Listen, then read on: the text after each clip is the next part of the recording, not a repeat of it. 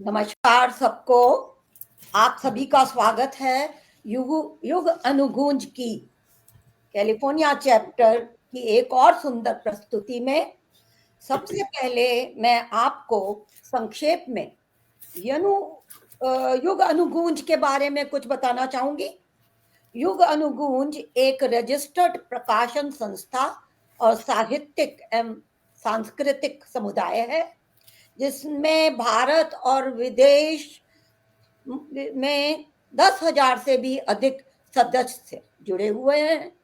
यह समूह हिंदी, उर्दू, अंग्रेजी साहित्य को बढ़ावा देने और कम प्रसिद्ध रचनात्मक कलाकारों को मंच प्रदान करने के लिए समर्पित है।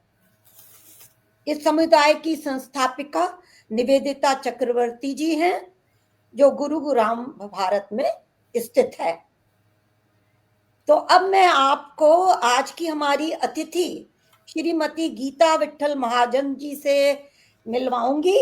अब पहले मैं चाहूंगी मैं थोड़ा सा परिचय गीता जी के बारे में आपके सामने प्रस्तुत करती हूँ। गीता जी एक ऐसी प्रेरणादायी महिला हैं जिन्होंने हाल ही में अपने 90 वर्ष पूरे किए हैं।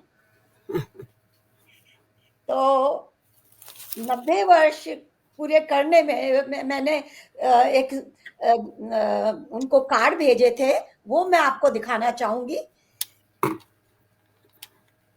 और गीता जी में बहुत ऊर्जा है, जैसा आप देख रहे हैं बीच की पिक्चर में कि वो डांस करती हैं। वो अभी की पिक्चर है, अभी उन्होंने दिवाली के फंक्शन में पिछले महीने डांस किया था।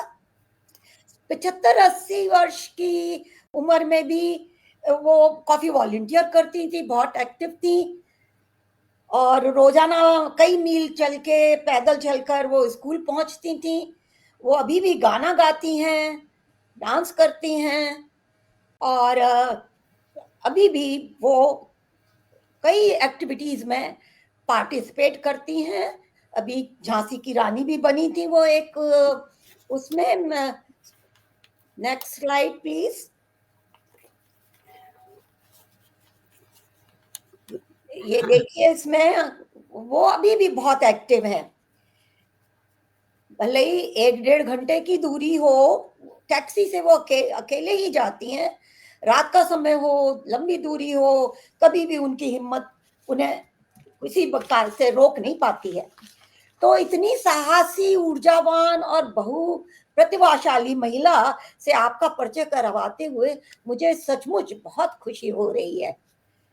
तो गीता जी, अब हम आपसे कुछ आपके बारे में पूछना चाहेंगे, आपकी मधुर स्मृतियों की बारे में पूछना चाहेंगे। आप अपने बचपन, बालघाट की कोई याद जहाँ पे आपका जन्म हुआ था के बारे में हमें सबसे पहले बताएं। हाँ, नमस्कार मंजू। एक मिनट मंजू जी, वो वीडियो एक्टिव नहीं है, दूसरे लोगों को दिखाई नहीं दे रहा है। वो लोग बोल रहे हैं फेसबुक पे। हाँ,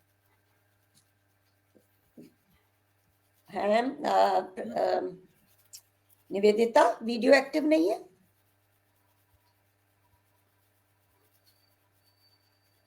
फेसबुक पे नहीं दिखाई दे रहा, यहाँ पे तो लाइव, हमें लाइव दिख रहा है। ये आपको हाँ, तो मैंने चेक किया है ऑलरेडी, ये आ रहा है लाइव फेसबुक पे। अच्छा, तो फेसबुक में जो आइकॉन है ना, जो इसका फेसबुक में जब वो लोग जा रहे हैं तो एक जो हमारा सिंबल है, आइकॉन है, तो देखिए ना, यहाँ पे विभा जैन जी का इसमें मैसेज भी आ गया, स्वागत है। अच्छा, तो ये देख पा रही हैं। हाँ, तो जो आइकॉन है उसमें उन लोगों को बोलिए क्लिक करेंगे, उनको दिखेगा लाइव। अच्छा जी, थैंक यू। मंजू जी, बहुत बहुत नमस्कार। और इस युगानुकुंज के संचालक हमारी निवेदिता चक्रवर्ती, उनको मेरा बहुत बहुत बहुत बहुत धन्यवाद और शुक्रिया। मेरे अहोभाग्य हैं कि इस रंगमंच के द्वारा आप तक पहुंचने का मुझे अवसर मिला। तो मंजू जी, बचपन की तो मेरी बहुत यादें हैं, लेकिन खास कर खासकर ऐसी एक दो यादें हैं जो मैं आपको जरूर बताना चाहूंगी जरूर कि जरूर। बचपन में बालाघाट की कोई याद तो आपके दिल में तो गया ले गया तो सबके मस्त खुशी मेरा बचपन।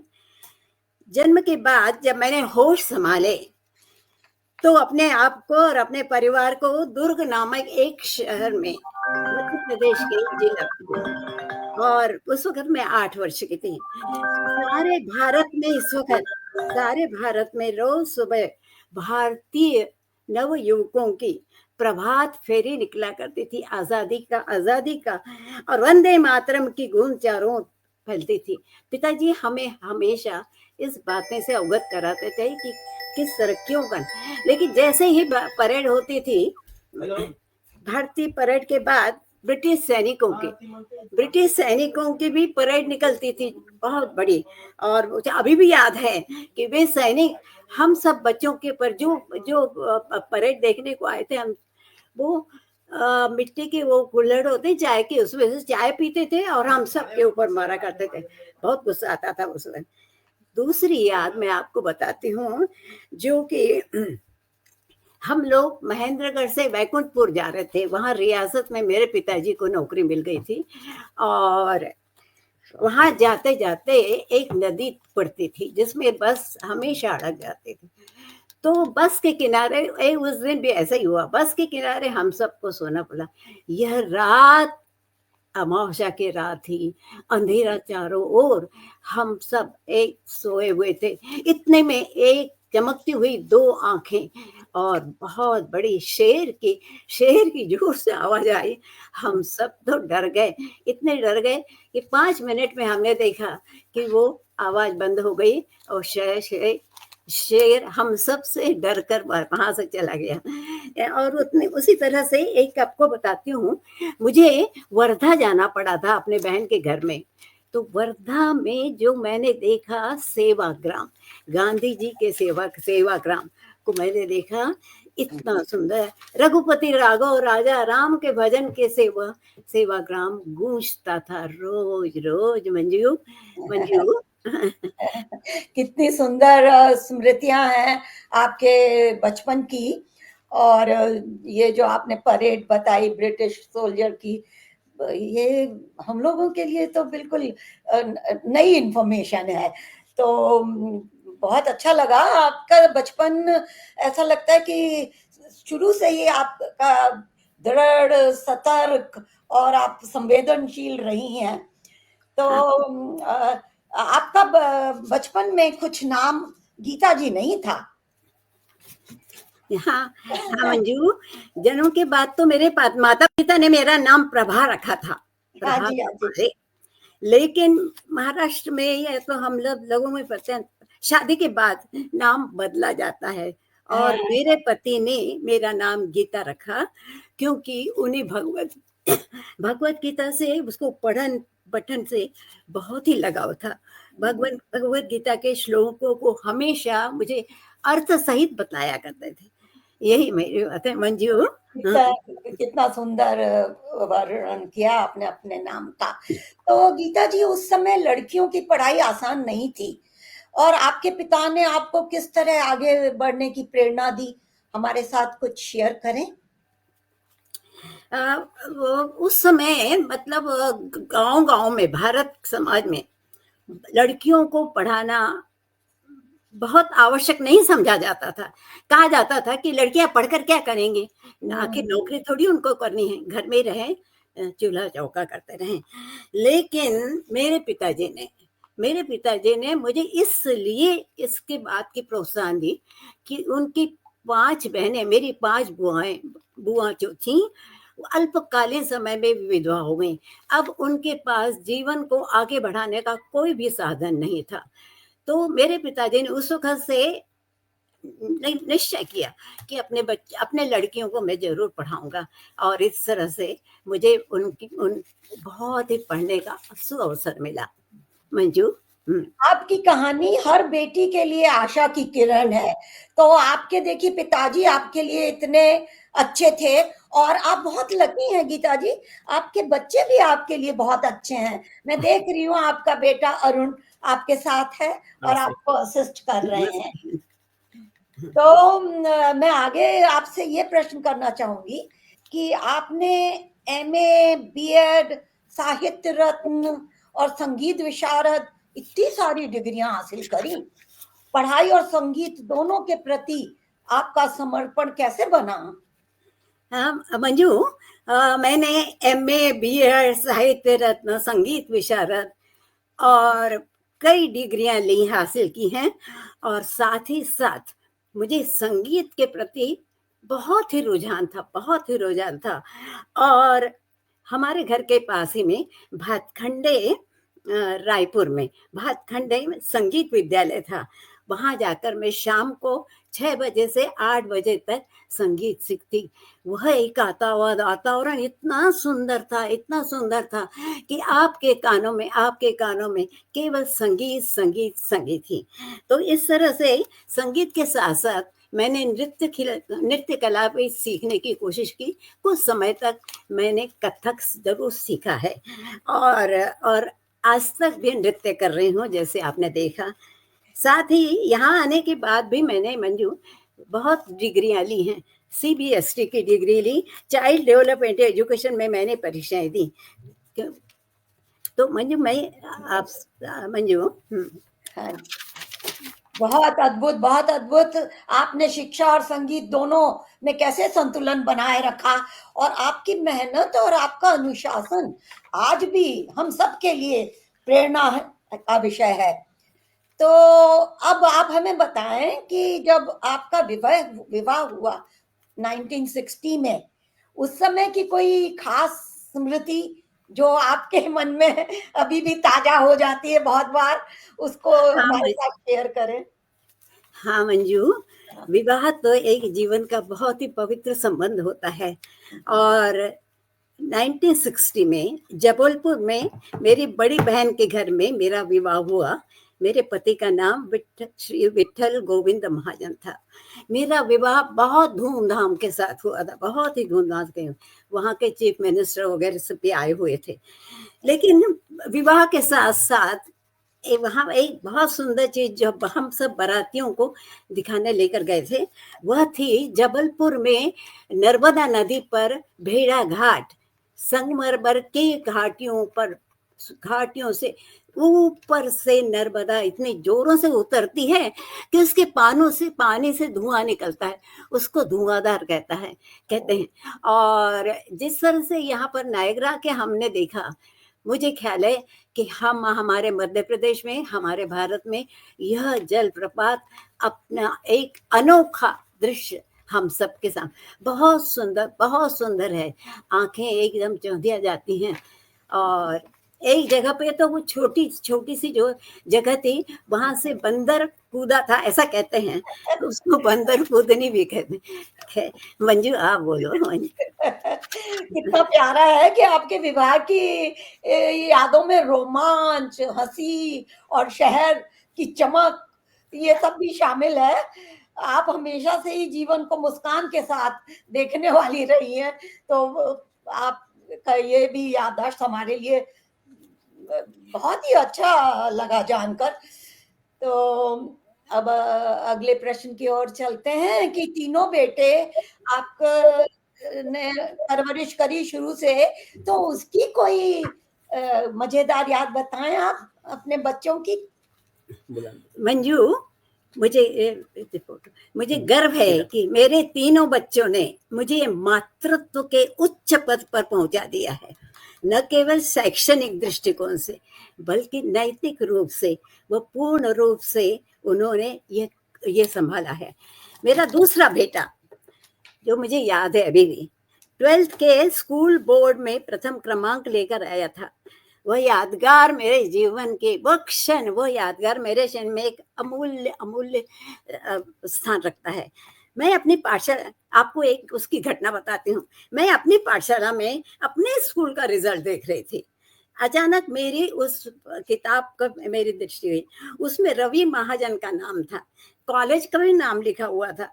बार बार मैं इस पेज को देख रही थी कि क्या यह मेरा ही रवि है।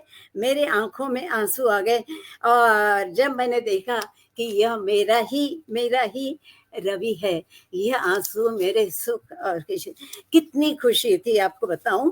घर पहुंची तो वहां पे कितने पत्रकार आए हुए थे, एक के बाद एक पत्रकार। और मेरा बड़ा बेटा अरुण जाकर पेड़े खरीदता था तो पेड़े की दुकानों से पेड़े भी खत्म हो रहे थे। तो ये बहुत ही सुंदर माहौल था मंजू, बहुत कभी नहीं। अच्छी बात है। एक माँ के आंखों में गर्व की जो चमक होती है वह आपके शब्दों में साफ दिखाई दे रही है। आपकी मेहनत, आपकी सीख का ही ये फल था। तो स्लाइड 5 हम शेयर करेंगे, दिखाते हैं दर्शकों को स्लाइड 5। तो दिस इज 4, जिसमें स्लाइड 5 ये हाँ, ये सर्टिफिकेट है जो रवि को उस समय मिला। कितनी सुंदर बात है। तो हम तो बहुत इम्प्रेस हो गए इस बात से। तो अब हम पूछते हैं आपसे कि एक माँ और एक शिक्षिका के रूप में आपने घर के काम में और अपने शिक्षण में, स्कूल के काम में कैसे संतुलन बनाए रखा? हाँ मंजू, घर में बच्चों को संभालना तो हर माँ का, हर परिवार का एक आवश्यक भाग होता है। कभी भी बच्चे ये दूर न रहे अपने परिवार से। साथ में शिक्षिका के रूप में यह काम तो और भी आवश्यक था, बहुत बड़ी जिम्मेदारी थी। तो उसका संतुलन तो हमें रखना ही चाहिए, रखना ही होगा। और मैंने बड़ी कोशिश के बाद, बड़ी तकलीफों से इसको संबंध को पूरी तरह से बनाए रखा। मैंने जब बीएड किया, बम्बई यूनिवर्सिटी में बीएड किया, मंजू बताऊं आपको कि अंधेरी से सांता क्रूज जाना पड़ता था बम्बई में लोकल ट्रेन से। और सांता क्रूज में उतरना इतनी मुश्किल थी, लोहे के चने जब आना होता था, बहुत मुश्किल थी, बहुत बड़ी मुश्किल से इतने टीचिंग एड लेकर। लेकिन मैंने इसको कभी किसी से कोई कंप्लेंट नहीं, कोई शिकायत नहीं, क्योंकि मुझे तो ये करना ही था। तो कठिनाइयां तो आती रहती हैं, प्रवाह के साथ हमको आगे बढ़ना ही चाहिए। हाँ मंजू। तो ये सुनकर तो लगता है कि आपके लिए दृढ़ता तो एक जैसे आदत सी है। आपने कठिनाइयों को कभी ऐसे अपने आगे रुकावट के रूप में नहीं आने दिया। तो ये तो बहुत हमें सुनकर प्रेरणादायी बात लगती है। तो नेक्स्ट आप ये बताएं कि शिक्षण के समय आप शिक्षक से लेके फिर प्रिंसिपल भी बनी उस स्कूल की। तो इस यात्रा में बताइए आपका सबसे यादगार पल कौन सा रहा? हाँ मंजू, तो मैं जरूर बताऊंगी कि मैंने सबसे पहले शिक्षक के तौर पे हमारी पाठशाला Versova welfare association high school higher secondary तक, ये नर्सरी से लेकर हायर सेकेंडरी तक थे।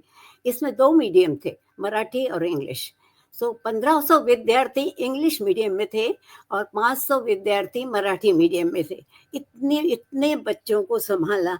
तो सबसे पहले मैंने अपना ये ध्येय रखा कि जब कोई भी शिक्षक, कि always we think that we are dealing with the life, not with the file.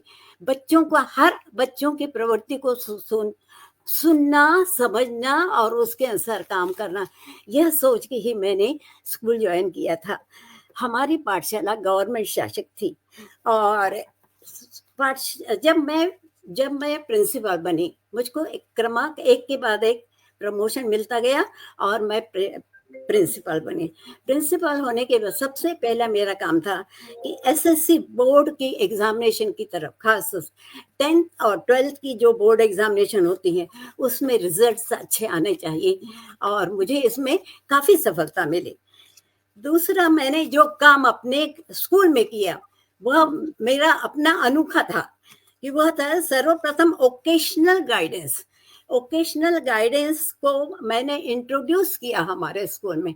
और वोकेशनल गाइडेंस मतलब क्या, हर विद्यार्थी को अपने अपने तरीके से हर क्षेत्र में जाने का पूर्ण अधिकार है।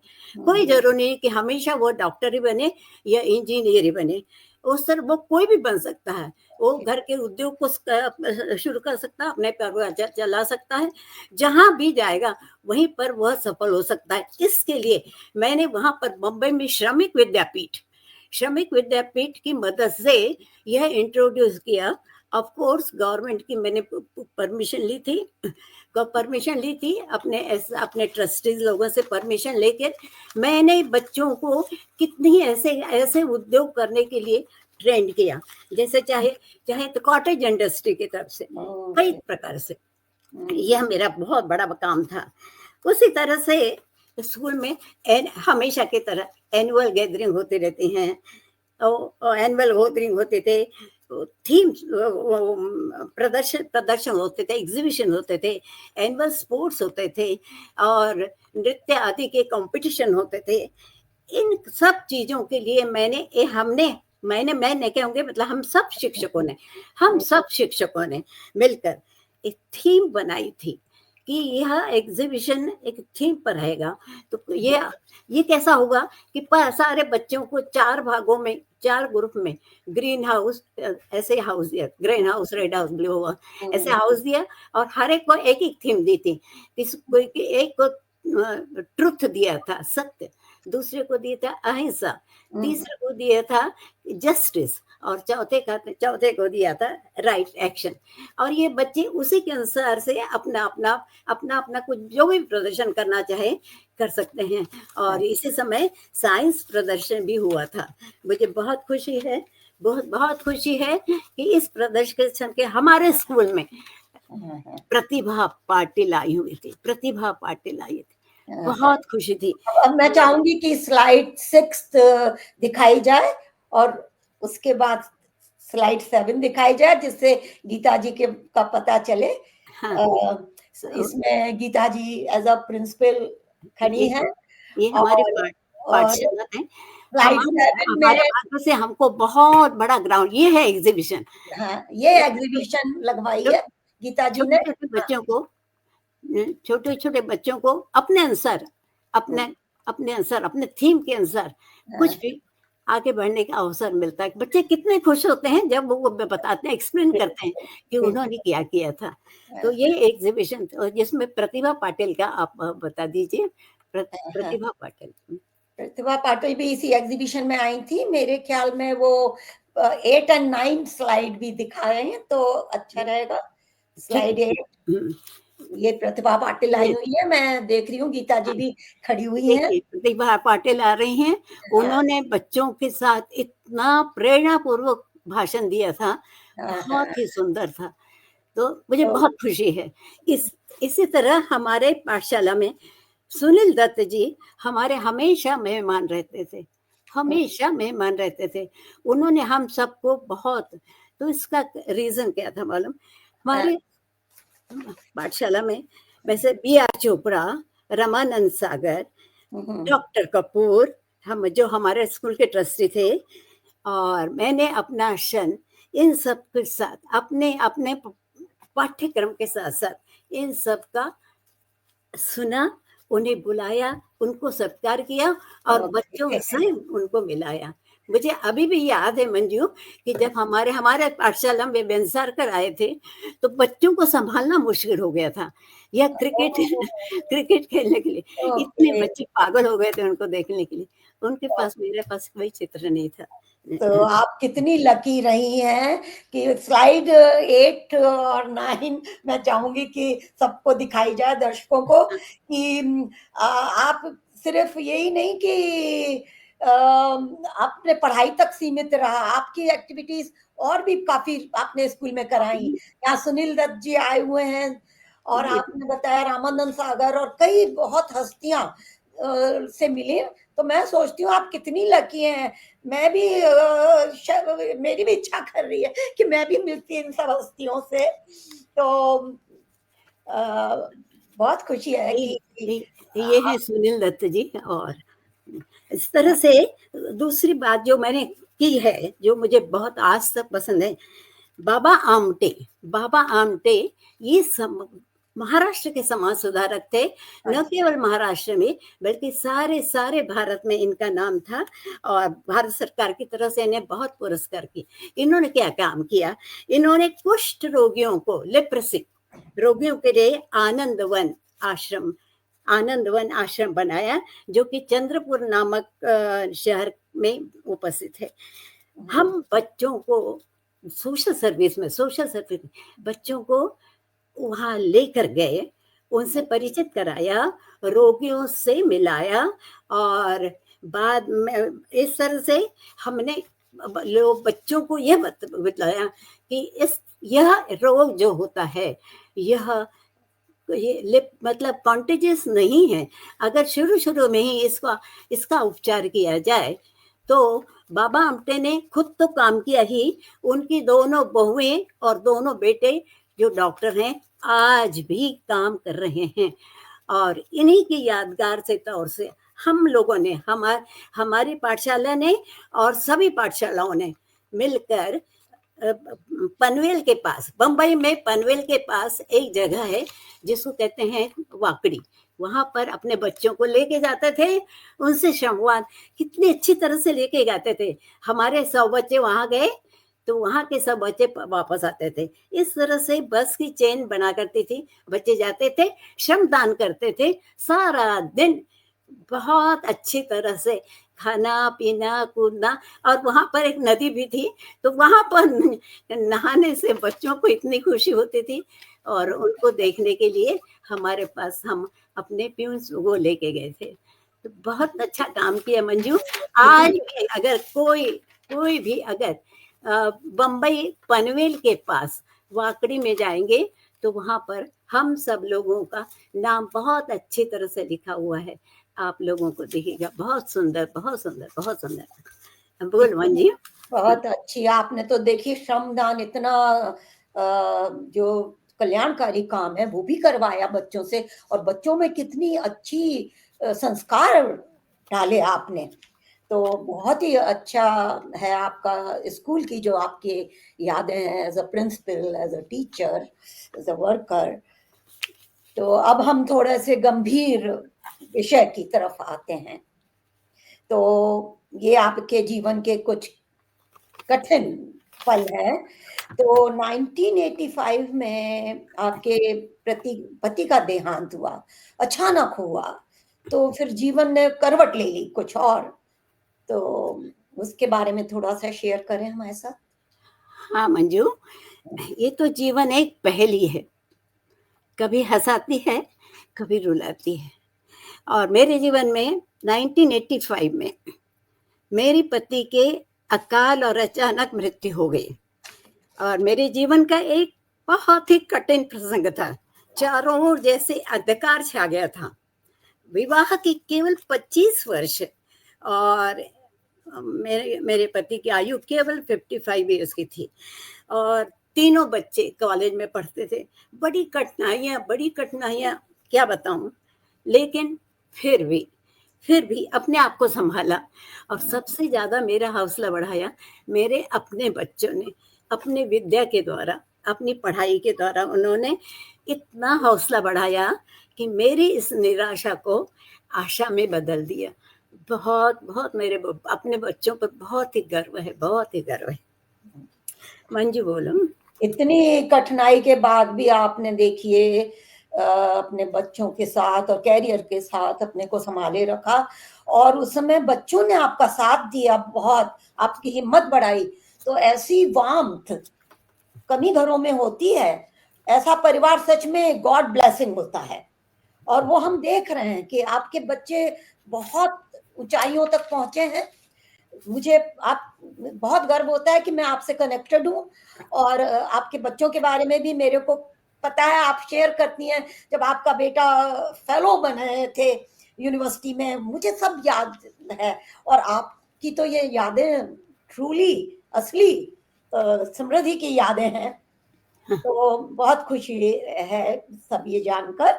और अब तो आपके बच्चे यानी सभी विदेश में हैं, तो जब वो विदेश आए पढ़ाई करने के लिए, उस समय का कुछ बताइए कि उस समय आपको कैसे महसूस हुआ।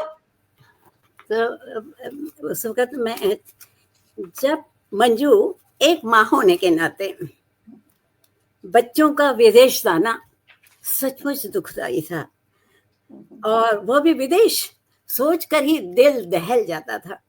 हमारे परिवार के लिए ये एक और दूसरी बिछड़न थी। जबकि रवि विदेश जाने को निकला, मैंने उनके भविष्य को देखकर दिल पे पत्थर रख दिया। मेरा रवि तो उस वक़्त केवल 22 साल का था, और 1 साल पहले, 6 महीने पहले ही उसके पिताजी की मृत्यु हुई थी, और ऐसे समय पे उसको विदेश जाना पड़ा, क्योंकि यहाँ से बहुत कॉलेजों से उसको स्कॉलरशिप मिल गई थी। और इस तरह से मैंने इस सुखी समय में भी अपने दुख को संभाल कर रखा, क्योंकि मुझे गर्व था कि मेरे बच्चे जा रहे हैं और वह अच्छे काम के लिए जा रहे हैं। पति के निधन के कुछ समय बाद ही 1990 में हमारा अरुण, जो यहाँ बैठा हुआ मेरे पास है, हमारा अरुण, उसको भी अमेरिका जाने का अवसर मिला। दूसरी बार बिछड़ने का यह अवसर आया। लेकिन अगर बच्चे आगे बढ़ते हों, अगर उनका भविष्य उज्जवल है, तो क्यों उन्हें रोका जाए, और क्यों ना उनके करियर को आगे बढ़ाया जाए। तो इस तरह से ये आपको बताना ये भूल गई थी कि मेरा अरुण भी एमई परीक्षा में यूनिवर्सिटी में फर्स्ट आया था, और तीसरा प्रशांत भी MBBS में।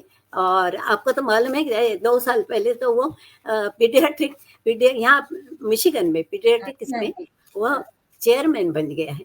तो बच्चों की खुशी के लिए अपनी खुशी को त्यागना ही पड़ता है। और मैंने इनको भेजा, और आज तक चाहती हूँ कि वो और आगे बढ़ते रहें। ये तो हर माँ के लिए कठिन होता है, अपने दिल को मजबूत करके अपने बच्चों को भेजना पड़ता है। तो यही तो सच्ची माँ होती है, यानी कि अपना नहीं सोच के बच्चों की उन्नति के लिए, उनको उनके कैरियर के लिए, उनकी आगे की लाइफ के लिए सोचना सही सच्ची माँ का है। तो जो आपने बिल्कुल दिखाया। तो अब मेरे को एक बात बहुत खुशी होती है ये जानकर कि आपका बेटा माउंटेनियरिंग करते हैं, अरुण जो पीछे बैठे हैं आपके साथ, उनके बारे में मेरे को पता है। उससे जुड़ी एक बहुत अच्छी स्मृति है जो मेरे को भी याद है जब भी मैं सोचती हूँ, तो वो बताइए आप दर्शकों को, सबको। हाँ मंजू, मेरा बेटा अरुण माउंटेनियरिंग करता था। पता नहीं कैसे उसके मन में आया, क्या आया, लेकिन बहुत कर रहा है, और आज भी कर रहा है। कितने ही माउंटेन के ऊंचे ऊंचे शिखर उसने जीत लिए हैं, विजय प्राप्त कर ली है, वहाँ भारत का झंडा लगाया है। ऐसे ही एक सिक्किम के एक पर्वत शिखर को उसने सर कर लिया, जीत लिया। और वह शिखर अननेम्ड, अनक्लाइम्ड था। तो वहाँ के लोगों ने नाम पूछा कि इसका नाम क्या रखा जाए। तो मेरे अरुण ने आओ देखा न ताओ देखा, जल्दी से इसका नाम प्रभा बहन रख दिया। अभी ये प्रभा मतलब मेरी शादी के पहले का नाम था। और मतलब देखेंगे, स्लाइड भी देखना चाहेंगे हम, स्लाइड 10 में है। स्लाइड्स, वह प्रभा बहन कहने से वो जो याद है ना मंजू, वो मैं विश्व में प्रसिद्ध हो गई। देखिए ये वही ग्रुप है, इसमें से 3 ग्रुप में से एक पत्थर बीच वाला, एक पर्वत बीच वाला पत्थर। हाँ, ये दिख रहा है, इस पे लिखा हुआ है, प्रभा नाम लिखा हुआ है स्लाइड पे। और जो लेफ्ट में पिक्चर है वो अरुण की पिक्चर है। तो आप अपने नाम का पर्वत पर अंकित होना कितने गर्व की बात है। मेरे को गर्व हो रहा है, तो आपके लिए तो ये सच्ची में बहुत ही गर्व की बात है। तो आपके संस्कारों से बिल्कुल साफ झलकता है कि आपके बच्चों ने कितनी उपलब्धियां प्राप्त करी और आपको कितना गर्वित किया। तो बहुत ही खुशी की बात है। बहुत ही सुंदर मंजू। इतनी मतलब यह मेरा नाम तो ऊपर गया, ये शिखर पर पहुंचा ही चुके हैं। और ये बात वो किताब में भी आ गई, वो वर्ड की जो किताब है, हाँ जी, हाँ जी, उसमें भी आ गई। बहुत खुशी हुई मुझे। आप मंजू बहुत अच्छा लगता है ये सारी यादें, कितना खुशियां देती हैं ये आपकी स्मृतियां, वास्तव में मधुर स्मृतियां हैं, गोल्डन मेमोरीज जो आप हमारे साथ शेयर कर रही हैं। तो अमेरिका आए आप, दुनिया के सुंदर स्थान सारे देखे आपने, अब तो आप यहीं रहती हैं। तो हमें ये बताएं कि इतनी विदेशों में आप घूमी, तो सबसे अच्छी यात्रा आपकी जो आपकी स्मृति में अंकित हो गई, वो बताएं, वो हमारे साथ शेयर करें। हाँ मंजू, तो मैं अपने बच्चों के साथ, मुझको बहुत गर्व है कि मेरे बच्चे यहाँ आ गए और उन्होंने मुझे भी अपने साथ ले गए। मैं अपने बच्चों के साथ बहुत जगह घूमी, लेकिन सबसे अधिक यात्रा मुझको याद है वह कैलाश और मानसरोवर किया। अविस्मरणीय क्षण, अविस्मरणीय मोमेंट मेरे जीवन का, कभी भूल ही नहीं सकती। कैलाश 18,000 फुट पर एक स्थित एकमेव पर्वत ऐसा है, आच्छादित बर्फ से आच्छादित, प्रकृति की सुंदरता का सर्वश्रेष्ठ उदाहरण। और अरुण ने मेरी 70 साल की वर्षगांठ में अरुण मुझे वहां ले गया और 2005 में मैंने शंकर भगवान के दर्शन कर लिए, शंकर के दर्शन कर लिए, मानसरोवर में डुबकी लगाकर स्वर्ग प्राप्त कर लिया।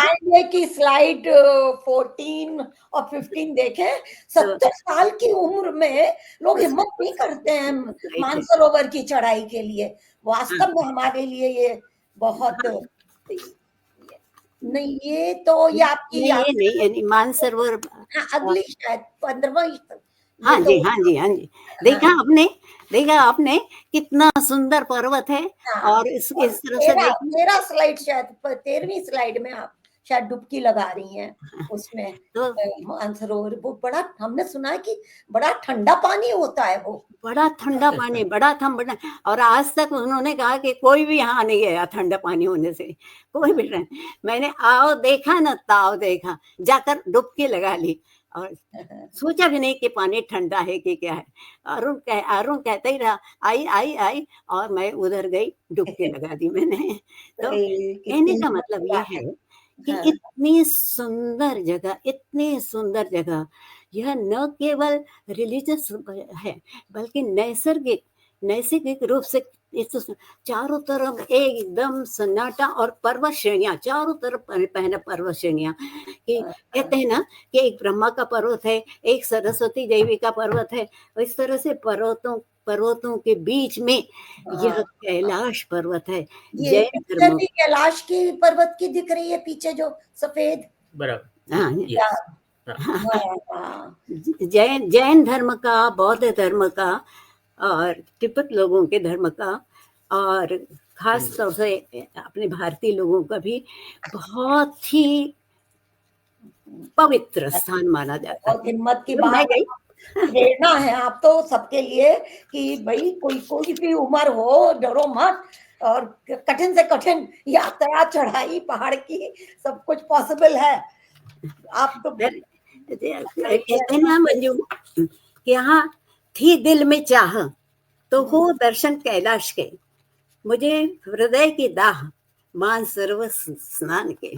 इस तरह और अपने हमने दुनिया के तो बहुत स्थान देखे, तो इसमें से एक दूसरी यात्रा थी 4 धाम की यात्रा, गंगोत्री, यमुनोत्री, बद्रीनाथ, केदारनाथ के अद्भुत दर्शन।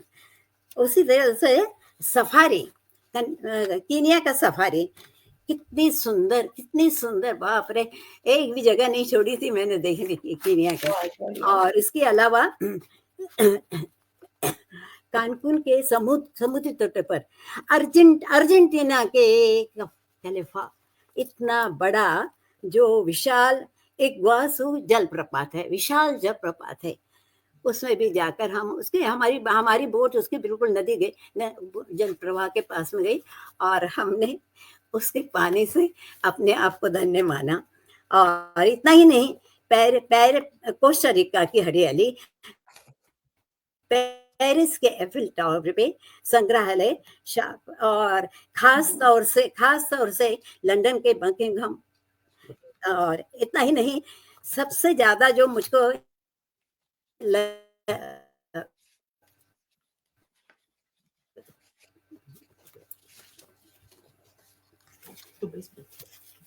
आवाज आपकी थोड़ी क्या हाँ, हुआ? हाँ, फ्रीज हो गया। ये कंप्यूटर अपने आप बंद हो गया। मगर आप कोई दिख रही हैं हमें, आप हमें दिख रही हैं। हाँ, अरे हाँ, मैंने आप दिख रही हैं। मैंने 2 बार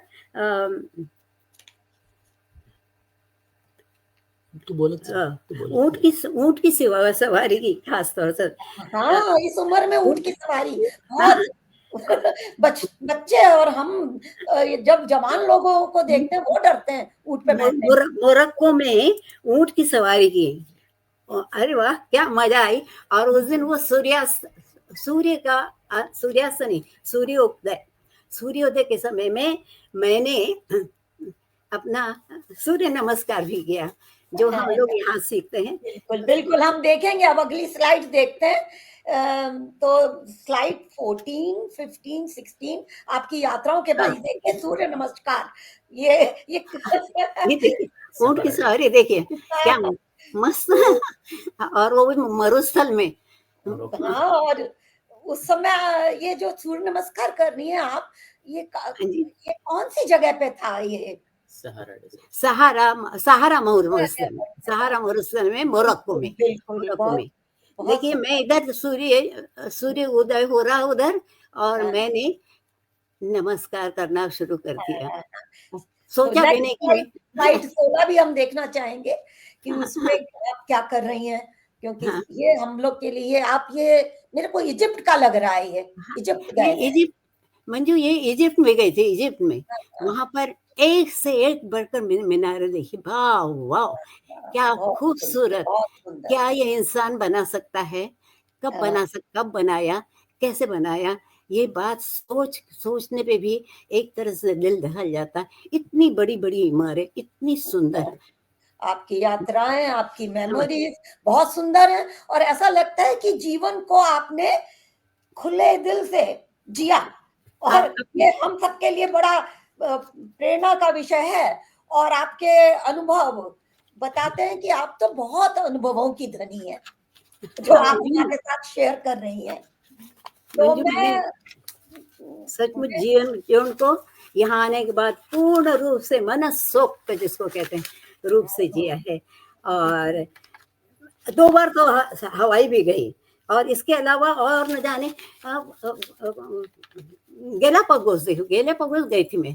गेलापागोस में बाप रे, 100 साल 200 साल तक जीवित रहने वाले ऐसे कछुए देखे, और ऐसे पड़े रहते थे जगह जगह पे। चलना भी मुश्किल होता था, इतना ही सुंदर। ओह माय गॉड, आप तो हमें प्रेरित कर रही हैं, हम भी जाएं वहां देखें। सारे दर्शक लोग भी अपनी कुछ लिस्ट बना रहे होंगे कि कहाँ देखना है, कहाँ जाना है। तो अब तो आप अमेरिका में रहती हैं, यहाँ पे रहती हैं, तो यहाँ के बारे में थोड़ा सा बताएं कि यहाँ का जीवन और भारत का जीवन में क्या थोड़ा आपको लगता है कि डिफरेंस है, तो ये हमारे साथ शेयर करें आपकी अमेरिका की लाइफ। तो आज मैं अमेरिका में आ गई हूँ, आप सबसे बातें कर रही हूँ, बच्चों के साथ भी हूँ। यहाँ का जीवन भारत के जीवन से अलग है, मतलब अलग संस्कृति है, सब कुछ अलग है। लेकिन सब में एक ही बात मैंने देखी है, वो हमारे नैतिक मूल्य जो रहते सब में एक समान मैंने देखे हुए हैं। और इस तरह से हमारे भारतीय लोगों को पूर्ण स्वतंत्रता है कि भारत की इस धरोहर को, नैतिक मूल्यों को, धार्मिक क्षेत्रों में हो कि ये आर्थिक क्षेत्रों में हो कि कहीं भी हो, बहुत अच्छी तरह से हम संभालते हैं, बहुत अच्छी तरह से जीते हैं। आज भी हम यहाँ आईसीसी के द्वारा, आईसीसी के एक बहुत अच्छा मंच मिला है मुझको, आईसीसी का बहुत अच्छा मंच मिला है। यहाँ के संचालकगण और यहाँ के हर व्यक्ति, एक व्यक्ति इतनी इस तरह से जैसे एक दूसरे से बड़ी उम्मीद के साथ बड़े हंसते हुए, मतलब ये आईसीसी को मैं कहूंगी कि एक बगिया है और हम सब उसके फूल हैं। तो जाते रहते हैं, किसी भी स्टेट के हों, किसी भी प्रांत के हों, सब एक हैं। अनेकता में एक लाने का एक बहुत बड़ा साधन है। मतलब तो कहते हैं कि इतने कीचड़ में रहने के बाद, कीचड़ में उगने के बाद कमल पानी के ऊपर ही रहता है, और कांटों में रहकर भी गुलाब हमेशा ऊपर अपनी सुगंध से साते वातावरण को। तो इस तरह से हम सब इस भारत अमेरिका में रहकर भी हम सब भारतीय अपने आप को संभालते हुए और उनसे भी कुछ सीखते हुए, कबीर जी ने कहा है, साधु ऐसा चाहिए जैसा सूप सुभाए, सूप के समान सार सार को गही रहे, अच्छी बातों को ले रहे, थोता दही उड़ाए। तो बुरी बातें जो हैं, जो अपने को पसंद नहीं हैं, उनको उड़ा दीजिए, अच्छी बातों को ग्रहण कीजिए। तो इस तरह से हमने अमेरिका आने के बाद भी हमने बहुत अच्छी बातें सीखी हैं, बहुत अच्छी, एक दूसरे से मिलना, उनसे भी मिलना, हमसे भी मिलना, आस पड़ोस से भी मिलना, सब लोगों से। मंजू, कितने तारीफे काबिले बात है कि नई जगह को अपना घर बनाना आसान नहीं होता है, और आपने इसको सिर्फ घर ही नहीं बनाया। अब मेरे को पता है इंडियन कम्युनिटी सेंटर में आप कितनी एक्टिव हैं, और कोई भी दिन हो, कोई भी कार्यक्रम हो, आप किसी तरह की भी पार्टिसिपेशन को छोड़ती नहीं है, चाहे वो डांस हो, ग्रुप डांस हो, उसके लिए प्रैक्टिस करने कितनी दूर जाना पड़ता है, और आप जाती हैं। गाने का प्रोग्राम हो, आप गाना गाती हैं, और कोई स्पीच देनी हो, आप स्पीच देती हैं। हम चाहेंगे कि आप हमें एक गाना सुनाएं। आप इस उम्र में भी कुछ इतना गाना गाती हैं, अब हमारे दर्शकों को भी एक गाने की थोड़ा सा एक स्टैंजा सुनाइए प्लीज। एक पैराग्राफ केवल। हाँ, सिर्फ एक प्लीज।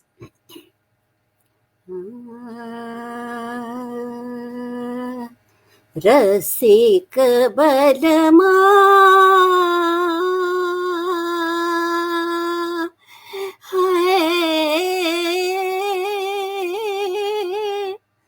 दिल क्यों लगाया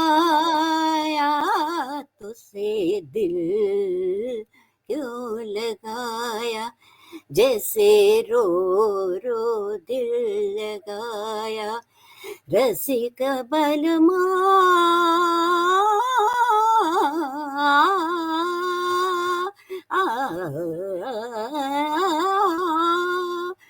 दिल क्यों लगाया तुझसे, दिल क्यों लगाया, जैसे रो रो दिल लगाया, रसिक बलमा।